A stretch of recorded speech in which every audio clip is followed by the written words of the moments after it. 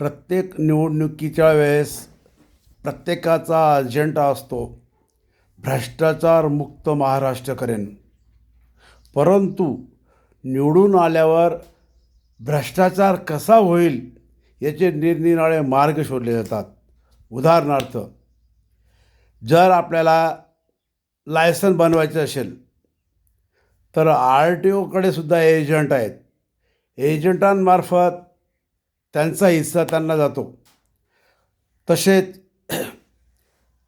Ration card किंवा collector ऑफिसमध्ये आपण गेल्यावर ते सांगतात की ऑनलाईन पैसे भरा.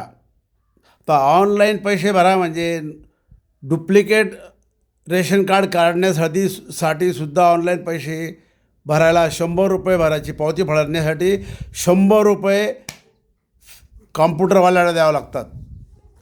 आणि तिथं गेल्यावर कॉम्प्युटरवाला सांगतो, थांबा मी तुम्हाला करून देतो. मग तो सांगतो 3,000 2,000. त्यांना मी सांगतो, आपण सांगितलं की का हो एवढे पैसे कसं काय? अहो साहेबांना द्यावं लागतात, वरती द्यावं लागतात असे सांगतात. अशी भ्रष्टाचाराची पद्धत ऑनलाईनमुळे जास्त वाढलेली आहे. आणि अजेंडामध्ये सांगतात भ्रष्टाचारमुक्त महाराष्ट्र करायचं आहे, भ्रष्टाचारापासून देशाला वाचवायचे आहे.